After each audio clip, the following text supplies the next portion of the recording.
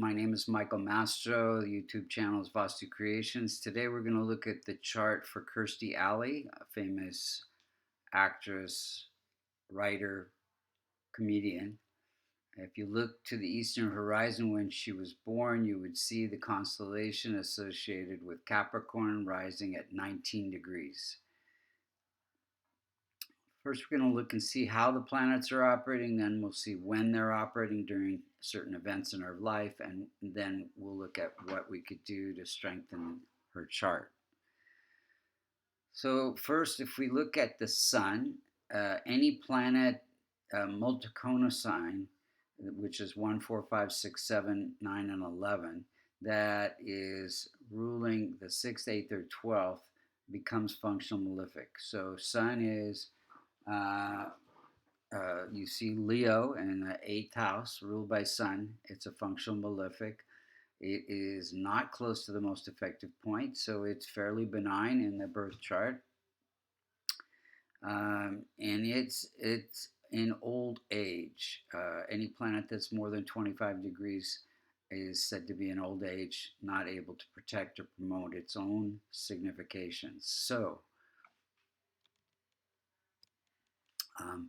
let's see, Sun is ruling the house of research and gives her the ability to research the roles that she plays in the various movies and sitcoms she's been in. Because it's weak, it can affect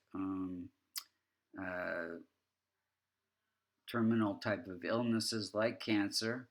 She did die of colon cancer, and it can affect self-esteem. She had weight issues, depression. And now this 8th house is also very much wanting to have you explore spiritual dimensions. She was very much into Scientology. The moon is in infant state. Any planet that's less than 5 degrees cannot promote or protect its own significations.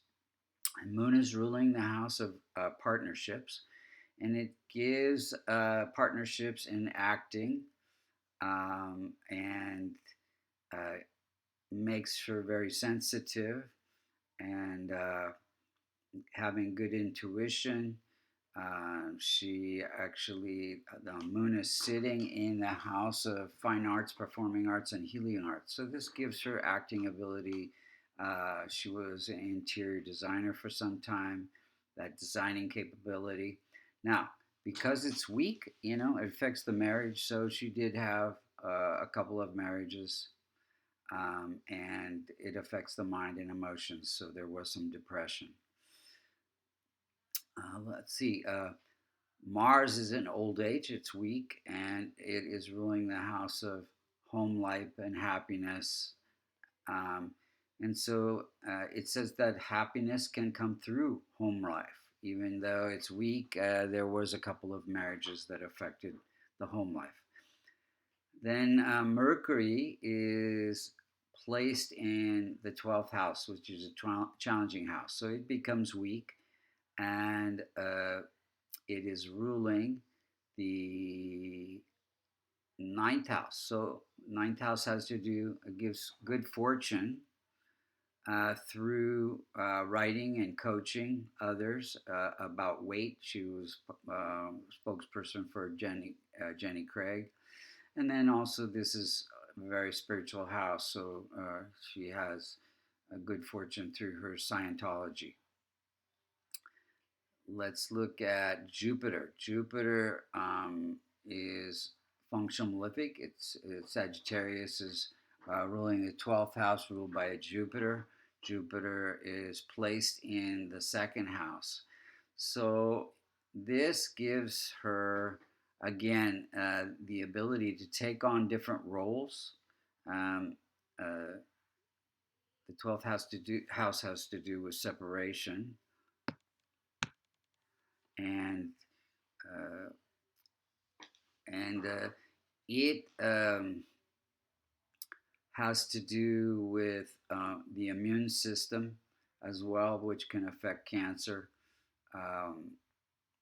and Jupiter is also has to do with weight, weight gain, weight loss. She struggled with that, and also it's the guru, which so again Scientology.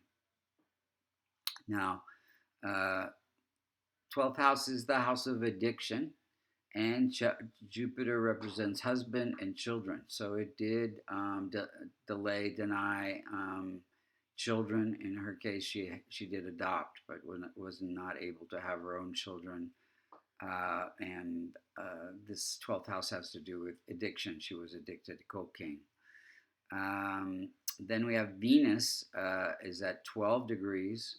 It is ruling that career house placed in the first house. Venus gives beauty and acting ability, having connecting her career with acting and interior design.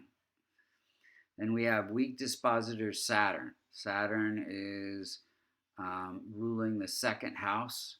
It's placed in the ninth house, and Mercury's weak, so it can't be any stronger than Mercury.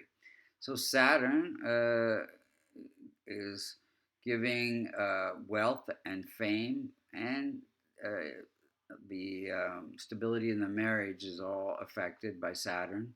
So she did get wealth and fame through hard work and discipline, the significations of Saturn, but there was some instability in the marriages.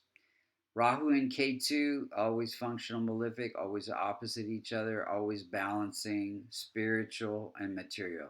Ketu, Rahu giving desire for fame and wealth, and Ketu giving that desire for the spiritual, the Scientology. So let's look at the timing of events. She moved to LA during a Jupiter period, Jupiter ruling the 12th house of relocation.